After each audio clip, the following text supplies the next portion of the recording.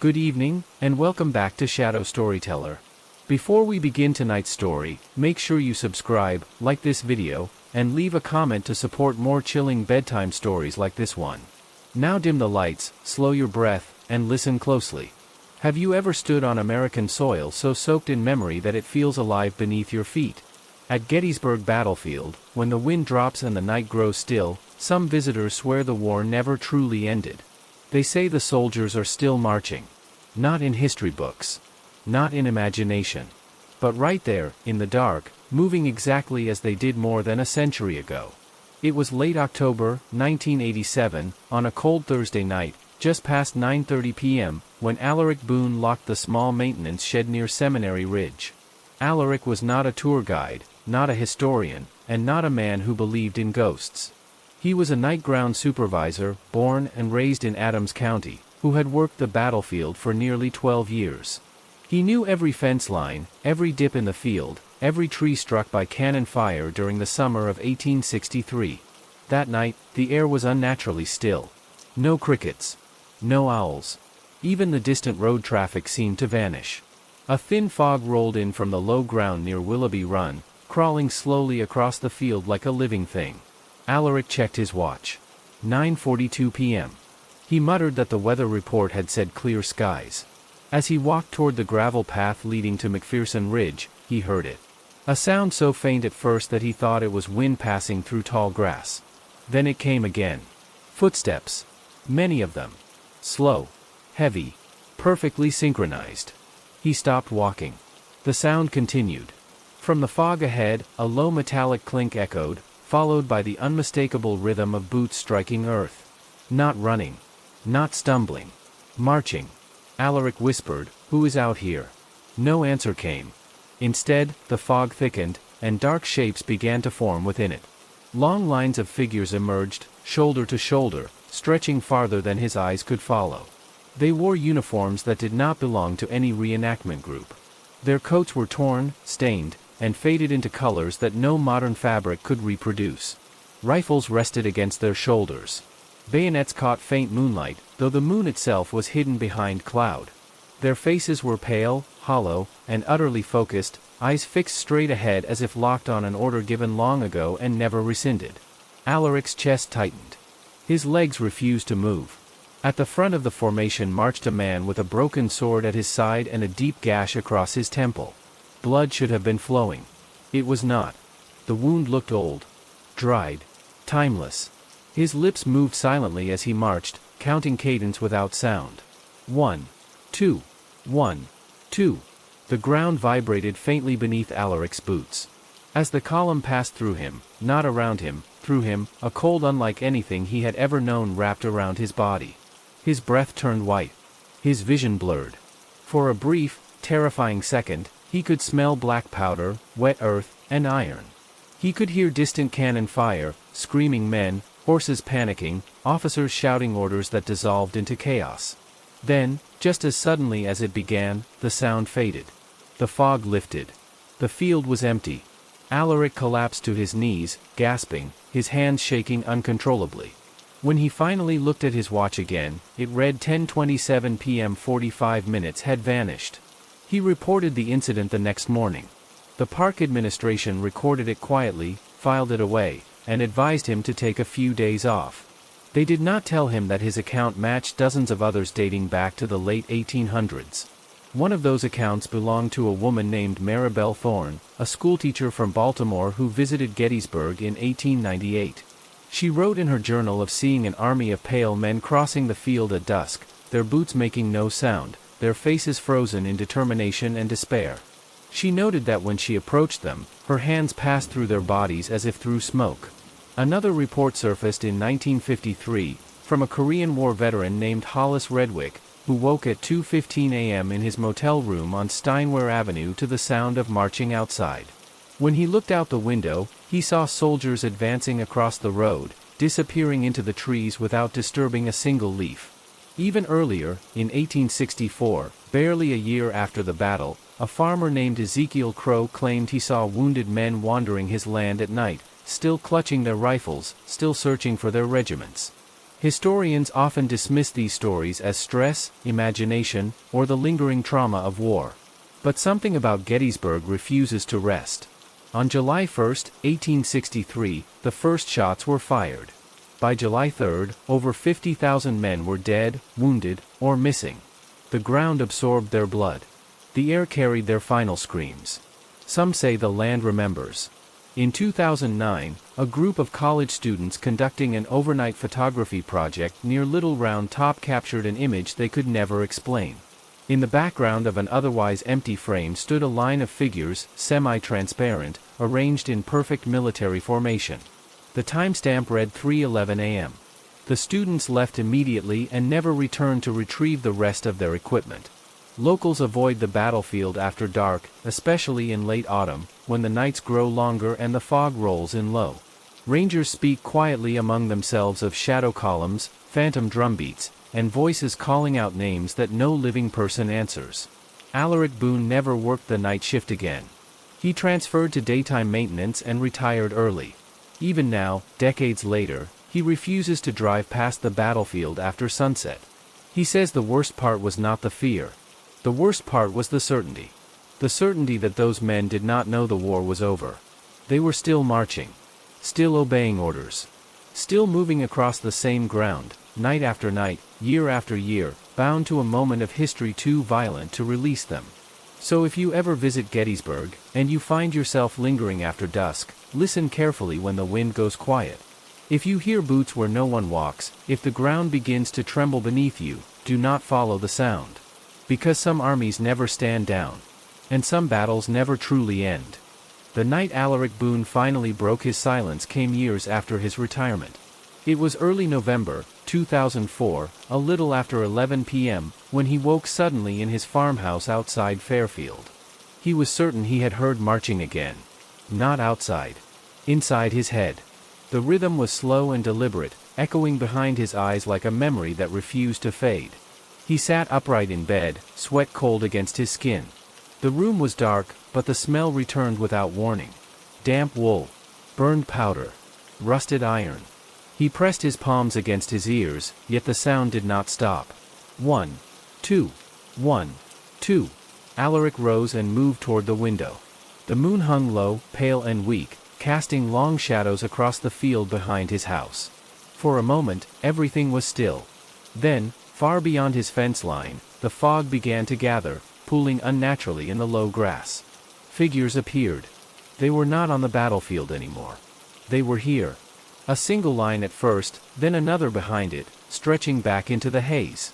The soldiers moved with the same rigid precision he remembered. Their boots did not bend the grass. Their shadows did not match their forms. Alaric's breath caught in his throat. The man with the broken sword was there again, his gaze fixed forward, jaw clenched as if holding back a scream. As the column advanced, one soldier turned his head. Just slightly. His eyes met Alaric's through the glass. In that instant, the sound stopped. Alaric staggered back, knocking over a chair. When he looked again, the field was empty. The fog dissolved as if it had never been there. The next morning, Alaric packed a bag and drove to Harrisburg without telling anyone. He stayed with a distant cousin and never returned to the farmhouse. Within a year, he passed away quietly in his sleep. The official cause was heart failure. But the coroner noted something strange. Alaric's hands were clenched so tightly that it took effort to pry them open, as if he had been gripping something invisible at the moment of his death. Stories continued. In the spring of 2012, a park ranger named Corvin Hale was conducting a routine thermal scan near Devil's Den shortly after midnight. The equipment picked up dozens of heat signatures moving in formation across the rocks. When Corvin adjusted the lens, the shapes vanished. The ground temperature remained unchanged, cold, and lifeless. Later that same year, a Civil War historian named Lenora Ashcroft visited Gettysburg to research regimental movements during the second day of battle. She stayed late near the peach orchard, sketching troop positions by lantern light. At exactly 1:40 a.m., she heard murmuring voices behind her. Low. Urgent. Afraid. She turned to see wounded men seated along the fence line, some clutching their sides, others staring blankly into the darkness. Their uniforms bore insignia she recognized immediately. units that had been nearly annihilated in 1863. One man looked up at her and spoke. "Are the reinforcements coming?" Lenora could not answer. When she blinked, they were gone. She left her notes behind and never published her research. Visitors often describe a sense of being watched, especially near Cemetery Ridge. A pressure in the chest. A heaviness in the air. Children complain of cold hands tugging at their sleeves. Adults hear their names whispered in unfamiliar voices. Psychologists attribute it to suggestion. To the power of place. But the phenomenon follows patterns too precise to ignore. The sightings peak around the same dates every year. Late June through early July. The anniversary of the battle. As if something stirs when memory aligns with time. Some nights, the marching is heard by dozens of people at once. Videos capture the sound, yet playback reveals nothing but silence. Audio recordings fail. Cameras malfunction. Batteries drain without explanation.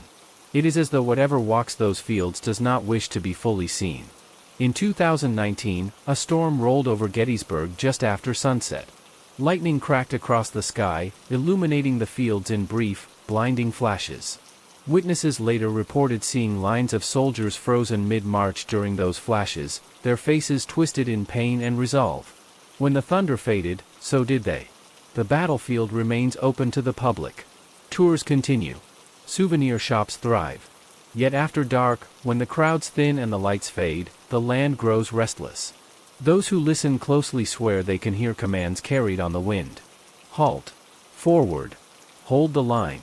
No one knows why the soldiers march. Some believe they are reenacting their final moments, trapped in an endless loop of duty and sacrifice. Others think they are searching. For lost comrades. For closure. For a war that never truly released them.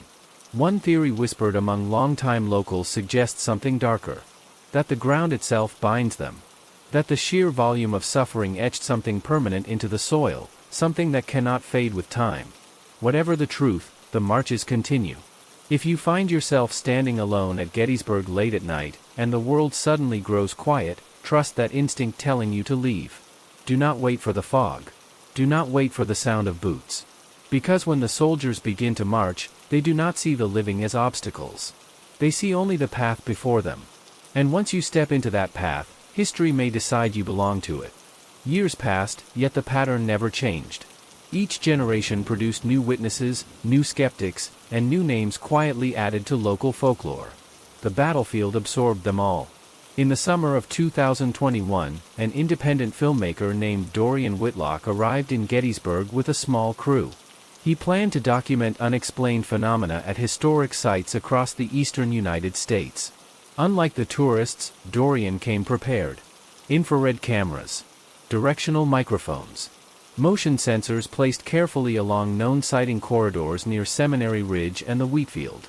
On the first night, nothing happened. On the second night, the crew noticed interference. Audio crackled. Batteries drained faster than expected.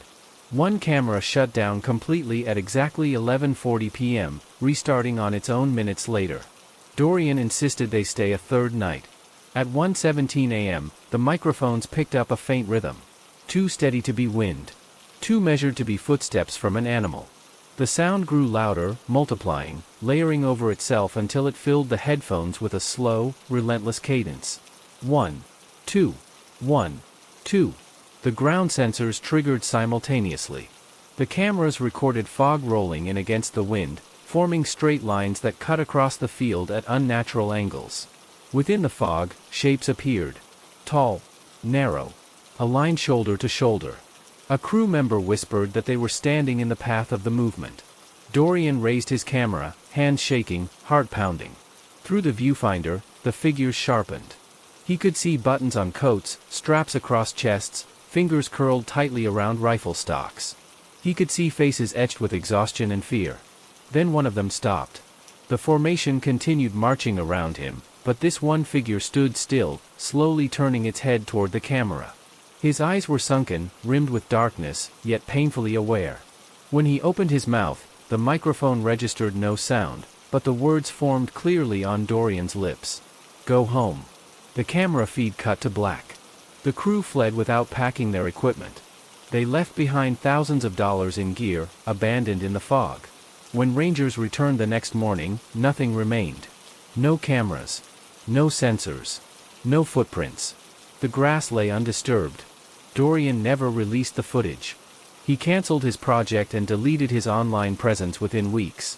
Friends later said he suffered from recurring nightmares, waking at the same time every night, convinced he could hear marching outside his apartment window in Brooklyn. The phenomenon was not limited to sightings alone. In 2023, restoration workers uncovered a shallow depression near the edge of the battlefield while repairing a trail. Beneath the soil, they found no remains, no artifacts, nothing physical. Yet every worker involved reported intense vertigo, nausea, and sudden emotional distress while standing over the spot. One man broke down in tears, insisting he could feel hands gripping his ankles, pulling him downward. Another claimed he heard someone whisper his full name, spoken in a voice thick with urgency and fear. The site was quietly sealed. Local elders speak of a rule passed down through generations. Never follow the sound. Never answer the voices. And never, under any circumstance, stand your ground when the marching begins. Because some who linger too long do not return the same. There are cases of visitors found wandering miles from the battlefield at dawn, disoriented, unable to explain where they have been. They speak of smoke-filled skies, of deafening cannon fire, of officers shouting orders they did not understand. Their clothes smell of damp earth and sulfur. Their shoes are caked with mud from fields they never walked. Most recover. Some do not. A few insist they were not lost. They insist they were enlisted. One such case occurred in 2024. A graduate student named Thaddeus Klein vanished during a solo night walk near Cemetery Hill. Search teams found him the next morning standing upright near a stone wall, eyes open, unblinking. He responded to no questions. Only when sunrise touched the field did he collapse. Weeks later, Thaddeus spoke again. He described marching with men whose names he somehow knew, though he had never studied their units. He described orders given in accents from another century. He described the overwhelming certainty that turning back was not an option. When asked why he stopped marching, Thaddeus answered simply. They told me to hold the line. Gettysburg endures. By day, it is quiet. Reflective. A place of learning and remembrance. But by night, when time loosens its grip, the past presses close. Some say the soldiers march because they must.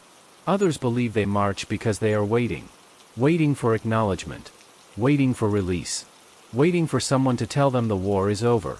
Yet no one has ever succeeded. And perhaps that is the final truth. Gettysburg does not want them gone. It remembers every footstep, every order, every sacrifice. It replays them endlessly, like a wound that refuses to heal. So if you ever find yourself there after dark, standing beneath a sky too quiet for comfort, and you feel the earth tremble beneath your feet, listen to the warning carried on the cold air. Do not move forward. Do not look back. And whatever you do, do not fall into step. Because once the march claims you, history will not let you go. After Thaddeus Klein's recovery, officials quietly classified his experience as an acute dissociative episode brought on by exhaustion and stress. The report satisfied the public. It did not satisfy the people who lived near the battlefield. In the months that followed, something changed. The marches no longer stayed confined to anniversaries or fog-heavy nights. They began to appear without warning. Shorter. Closer. As if the boundary that once held them to specific hours and dates was thinning. In early February, 2025, a snowstorm swept across Adams County. The battlefield closed early, blanketed in white silence. Around 10:50 p.m., residents near Taneytown Road reported hearing drums beneath the howl of the wind. Not loud. Not rhythmic at first. Then steady. Slow. Purposeful. A retired nurse named Callista Rowan stepped onto her porch to investigate. The snow had stopped falling, yet the air felt heavy, pressing down on her chest.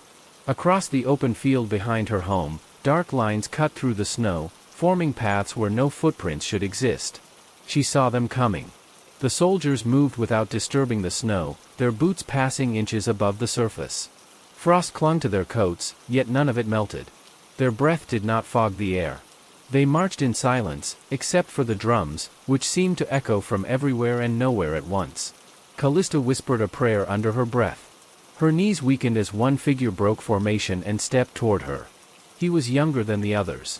His face was smooth, almost boyish, eyes wide with something that looked dangerously close to hope. He raised his hand, trembling. "Is it over, ma'am?" The words were clear. Gentle. Human. Callista felt tears burn her eyes. She shook her head, unable to speak. The young soldier's expression collapsed. The hope drained from his face, replaced by resignation so deep it felt ancient. He nodded once and stepped back into line. The formation continued forward, passing directly through her porch, through her door, through her home. The temperature inside dropped so fast that her windows frosted from the inside. Every clock in the house stopped at 11:03 p.m. When the sound faded, Callista found herself alone, crouched on the floor, hands pressed over her ears. She moved away 2 weeks later. More reports surfaced. More witnesses. Each story shared the same details. The precision. The discipline. The overwhelming sense of inevitability.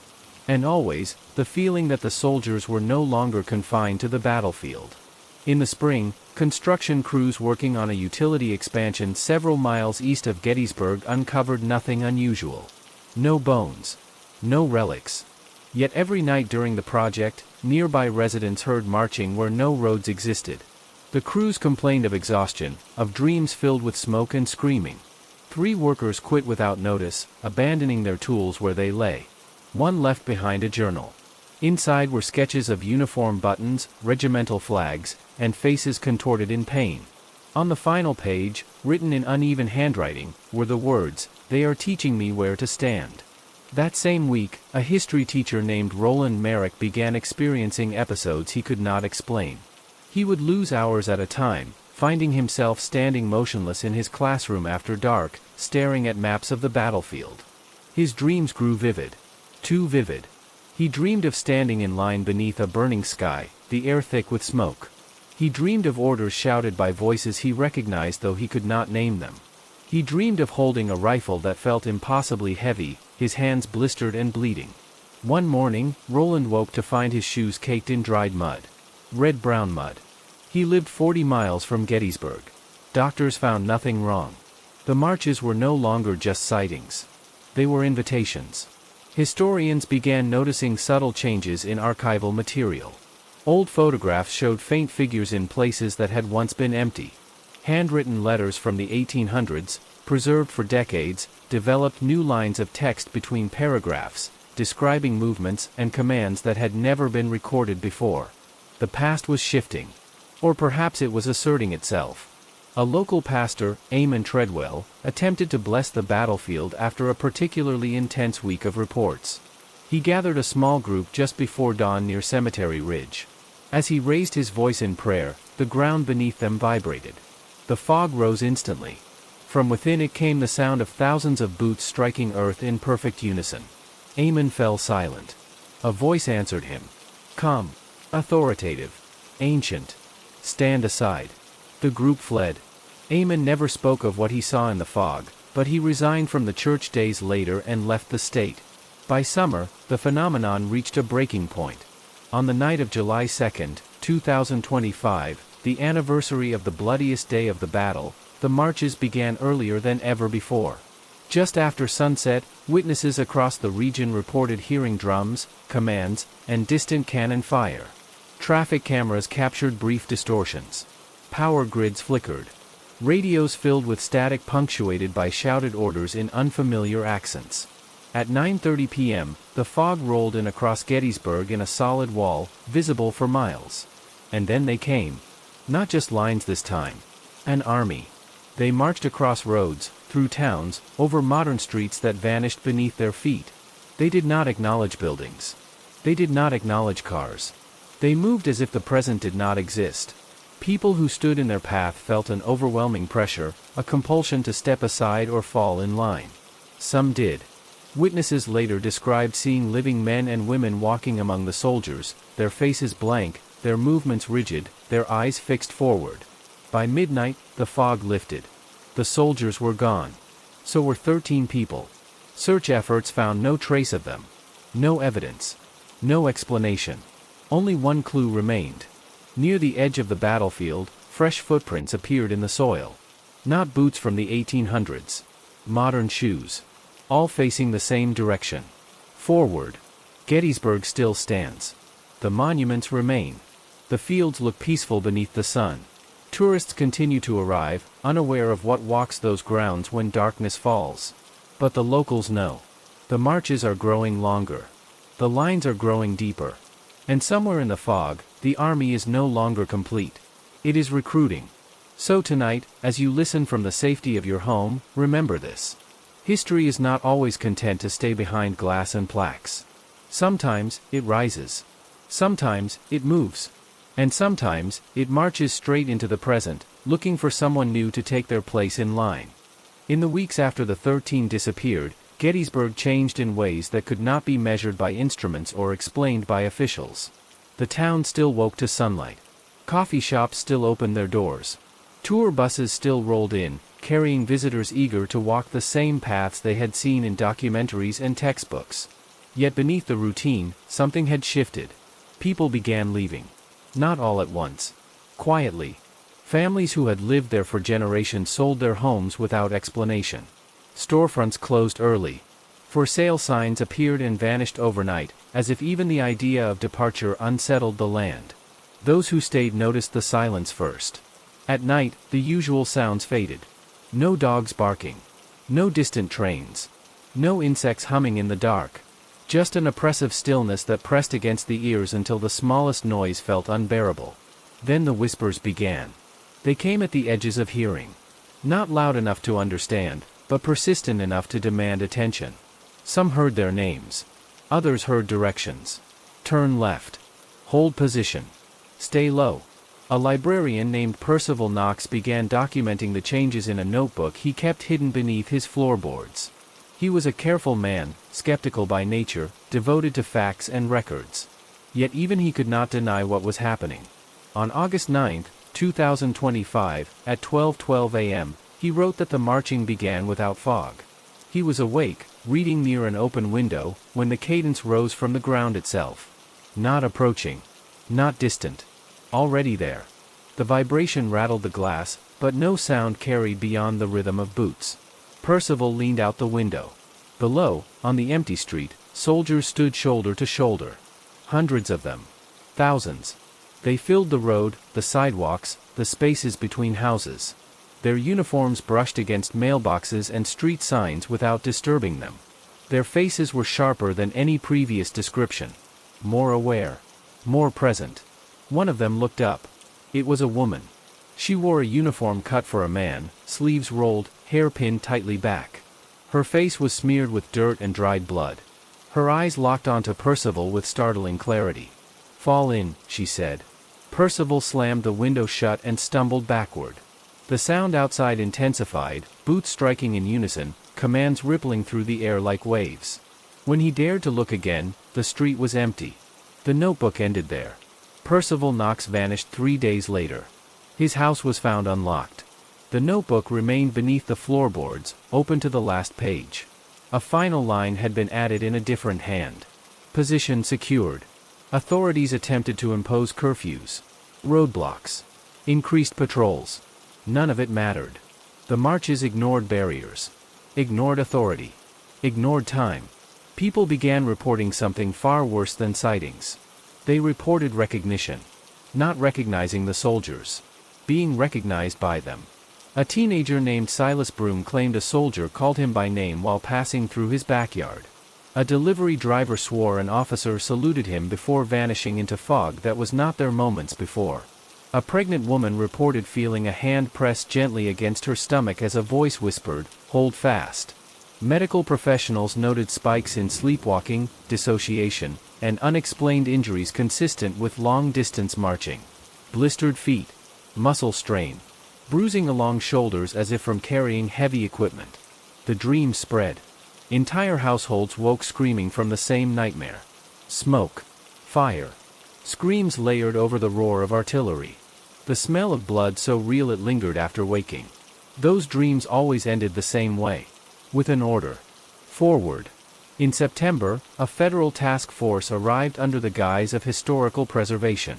Their equipment was advanced. Their questions precise. They set up monitoring stations across the battlefield and surrounding town. At 3:47 a.m. on the second night, every monitor flatlined. Cameras showed empty fields. Sensors recorded nothing. Yet every member of the task force reported hearing marching inside their heads, perfectly synchronized, impossible to escape. They left before dawn. By autumn, the marches no longer required darkness. Witnesses saw them at dusk. At sunrise. Once, briefly, at noon, shimmering faintly against the bright sky like heat distortion. Children were the most vulnerable. They listened. Teachers noticed students drawing battle lines instead of playing games. Writing names they could not have learned. Speaking in archaic phrases during moments of stress. Parents who tried to leave town found themselves inexplicably turning back, roads looping in subtle ways, signs pointing them home. The land was closing. On October 31, 2025, the fog returned heavier than ever before. It swallowed the battlefield, then the town, then the surrounding roads.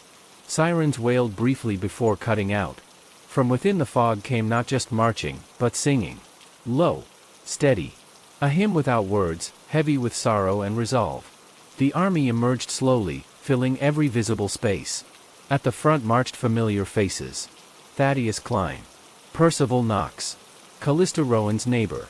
Others whose names were spoken in whispered conversations and missing person reports. They wore uniforms now. Their eyes were empty. A voice carried across the town, neither male nor female, neither living nor dead. The line is thin. The line must hold. People felt it then. The truth settling like a weight in their bones. Gettysburg was not haunted. It was garrisoned. The soldiers were not lost. They were stationed. Holding something back. Something vast. Something patient. Something pressing against time itself, seeking a way through. And the cost of holding that line was lives. Living lives.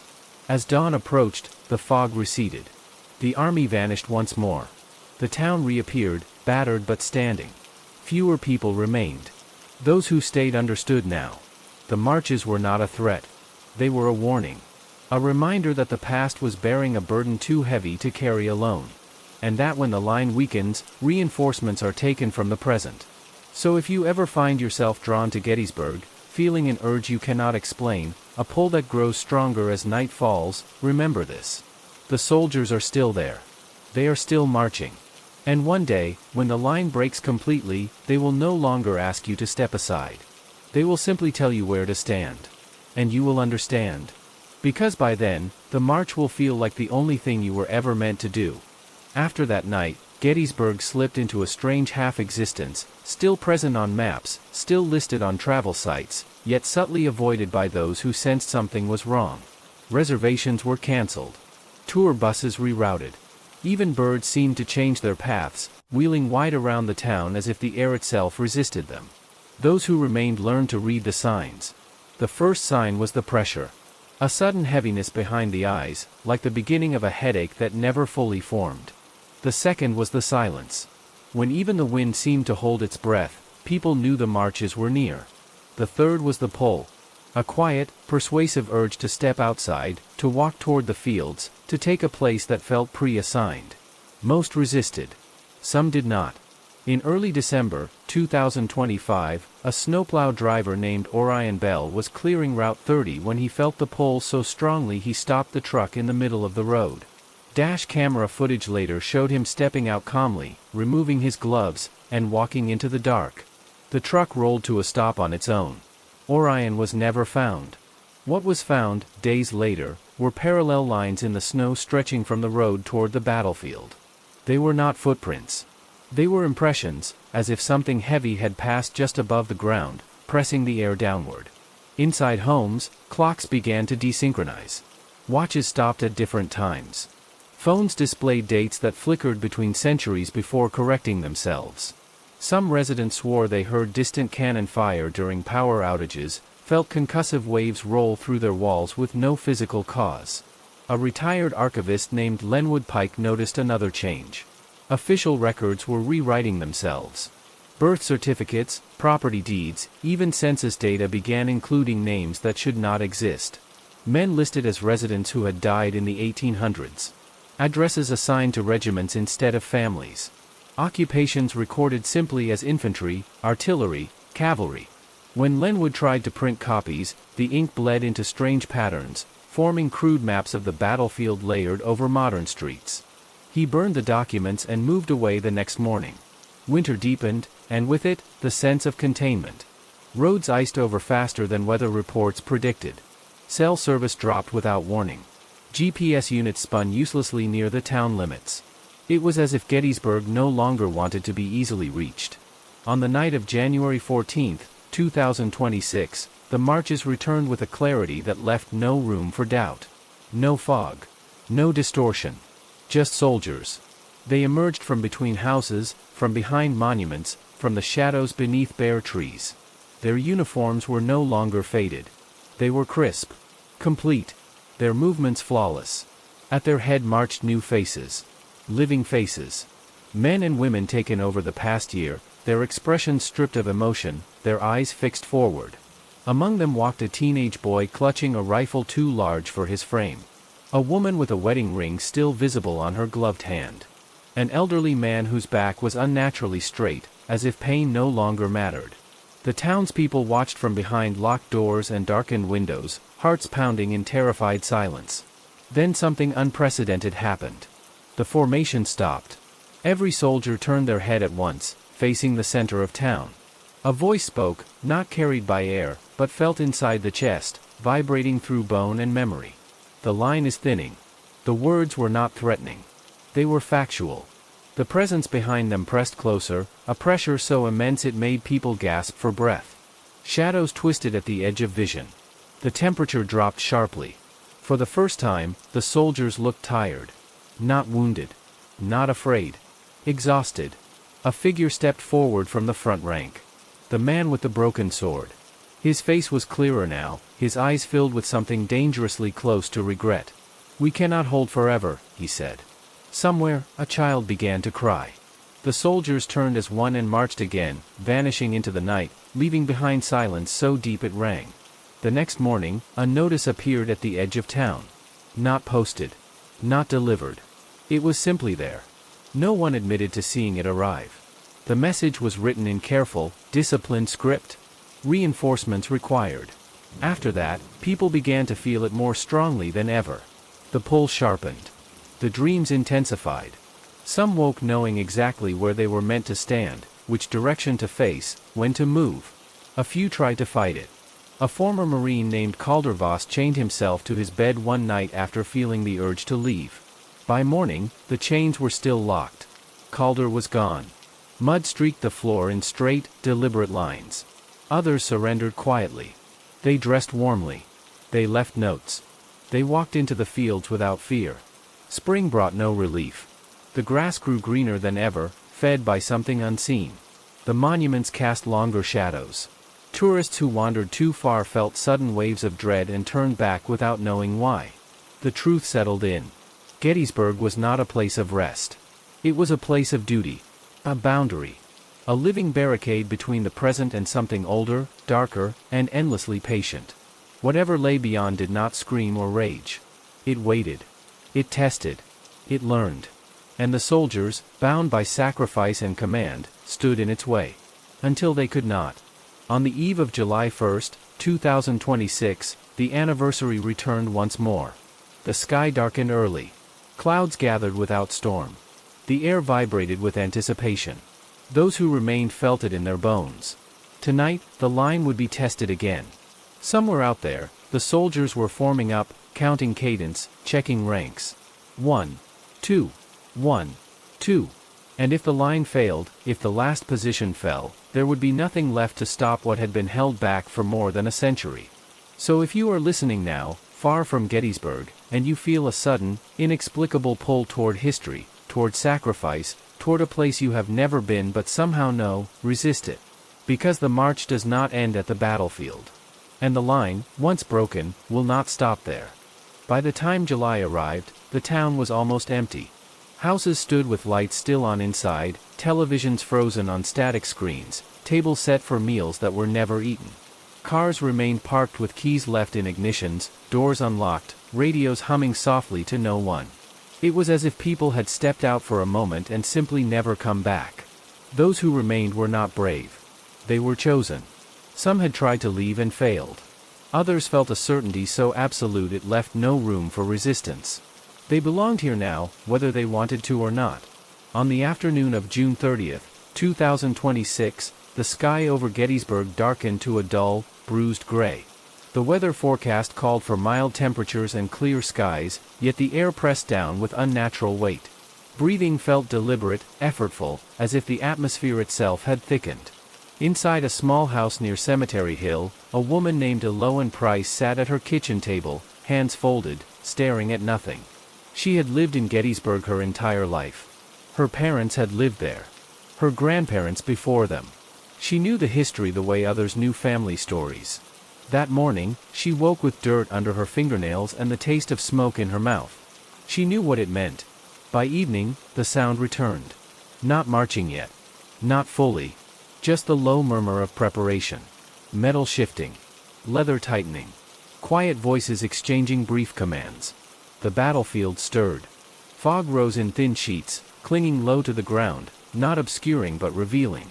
It traced lines where regiments once stood, curling around monuments like smoke remembering fire. At 7:40 p.m., the first line emerged. They did not rush. They never rushed. The soldiers stepped forward in perfect order, boots striking earth that had not forgotten them. Their faces were clearer now than ever before. Individual scars. Missing buttons. Torn sleeves hastily mended. These were not vague echoes. They were precise. They filled the fields, then the roads, then the empty town. At the head marched the man with the broken sword. He stopped at the edge of Cemetery Hill and raised his arm. The army halted. The silence that followed was crushing. Then the ground beyond them shifted. Not with movement, but with pressure. The air distorted, bending inward toward a point no eye could focus on. Shadows stretched toward it, lengthening unnaturally, trembling as if pulled by gravity itself. A sound rose, low and immense, like stone grinding against stone beneath the earth. Those who witnessed it felt an instinctive terror older than language. This was what the line held back. The man with the broken sword spoke again, his voice carrying across the fields without effort. Hold fast. The soldiers tightened ranks. Rifles lifted. Bayonets angled forward. Their expressions hardened, not with fear, but with acceptance. Behind them, among the ranks, stood the taken. Men and women of the present age, dressed now in uniforms that fit them perfectly, as if they had always belonged there. Their eyes were clear, focused, stripped of doubt. Eloan felt the pull sharply then. Stronger than ever before. It tugged at her chest, at her spine, at something deeper than muscle or bone. She stood. Outside, others did the same. From houses, from shelters, from hiding places, the remaining townspeople emerged. They moved without panic, without hesitation, drawn toward the formation assembling at the edge of time itself. Eloan walked until she reached the back of the line. A soldier turned, nodded once, and stepped aside to make room. She took her place. The pressure beyond the line intensified. The distortion grew larger, darker, pushing forward with slow, inevitable force. The sound deepened into something like breathing. The soldiers braced. And then, from somewhere far beyond sight, came an answering sound. Drums. Not the soldiers' drums. Something else. The ground convulsed. Several monuments cracked, stone splintering under invisible strain. Trees bent toward the distortion, branches snapping like brittle bones. The man with the broken sword raised his arm again. Forward. The army advanced as one. They did not charge. They did not falter. They marched directly into the distortion, into the pressure, into the impossible darkness beyond. Their forms stretched, blurred, and vanished as they crossed the threshold, absorbed by whatever waited there. One by one. Rank by rank. Those taken from the present marched with them, faces set, steps steady. Eloan felt fear then. Real fear. But beneath it was something stronger. Purpose. She stepped forward. As the last ranks advanced, the distortion shuddered violently, as if resisting, as if straining against the weight of so many wills pushing back. The sound rose to a deafening roar, then cut off abruptly. Silence fell. The fog thinned. The field was empty. When dawn came, Gettysburg looked unchanged. The monument stood. The grass lay still. Birds returned cautiously to the trees. But the town was gone. Not destroyed. Absent. Maps no longer showed it. Road signs led nowhere. GPS units redirected drivers without explanation. Records listed Gettysburg as a historical location with no current population. Those who tried to remember details found their memories slipping, blurring, losing definition like a dream upon waking. Only the battlefield remained, quiet and immaculate, preserved perfectly. Sometimes, at night, travelers passing nearby swear they feel a pressure in the air, a sense of being watched over by something vast and distant. They describe an unexpected calm, a strange safety, as if something terrible has been held just far enough away. They do not hear marching anymore. They do not hear drums. But on rare evenings, when the wind drops and the world grows very still, some claim they hear a single sound rising faintly from the earth. A steady cadence. 1, 2, 1, 2. And if you listen closely, you might realize it is not moving closer. It is holding the line. Time passed in the outside world, though no one could say exactly how much. Seasons turned where Gettysburg had once been, yet the place itself remained fixed in a perpetual stillness, like a breath held indefinitely. Drivers traveling the highways near Adams County noticed the absence first. Mile markers skipped numbers. GPS routes curved strangely, adding minutes, sometimes hours, without explanation. A stretch of road that should have led past the old battlefield now bent away, guiding travelers through unfamiliar farmland before rejoining the highway miles later. Few questioned it. Fewer still remembered why it felt wrong. Yet something lingered. In a quiet suburb outside Pittsburgh, a boy named Alder Quinn woke every night at 2:16 a.m., sitting bolt upright in bed, heart pounding, breath shallow. He was 8 years old and had never visited Gettysburg. His parents had never spoken of it. Still, Alder dreamed of open fields under a darkened sky, of lines of figures stretching farther than he could see. He dreamed of marching. In the dreams, he wore no uniform, yet his steps matched those around him perfectly. He felt the weight of responsibility pressing down on his small shoulders, heavy but not unbearable. Always, at the edge of the dream, there was something vast and formless, pressing forward, testing the line. When Alder woke, his feet ached. Doctors found nothing wrong. Across the country, similar reports surfaced. Children drawing identical scenes in classrooms hundreds of miles apart. Adults waking with inexplicable knowledge of commands, formations, and places they had never studied. Veterans feeling a pull toward a duty they could not name, accompanied by a deep, aching familiarity. It was subtle, contained, but spreading. Historians noticed gaps forming in records. Not missing pages, but softened details. Battles blurred together. Dates felt less certain. Gettysburg became a paragraph instead of a chapter. Then a footnote. Then a name spoken with hesitation, as if recalling it required effort. The sacrifice was working.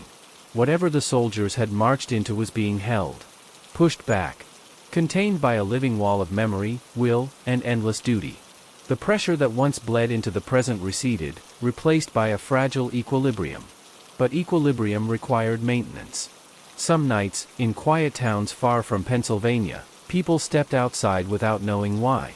They stood beneath open skies, listening. Feeling for a rhythm that had not yet reached them but would, eventually. They were not taken. Not yet. They were marked. In a nursing home in rural Ohio, an elderly man named Jasper Colwyn spoke his final words just before dawn. His nurse leaned close, expecting a name, a prayer, a farewell. Instead, Jasper whispered, "Tell them the line still holds." He smiled. Then he was gone. The nurse wrote it off as confusion. Grief does that, she told herself. Still, she felt compelled to write the words down, though she could not say why.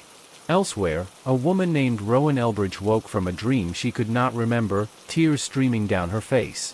Her husband asked what was wrong. She answered without thinking. "I was relieved."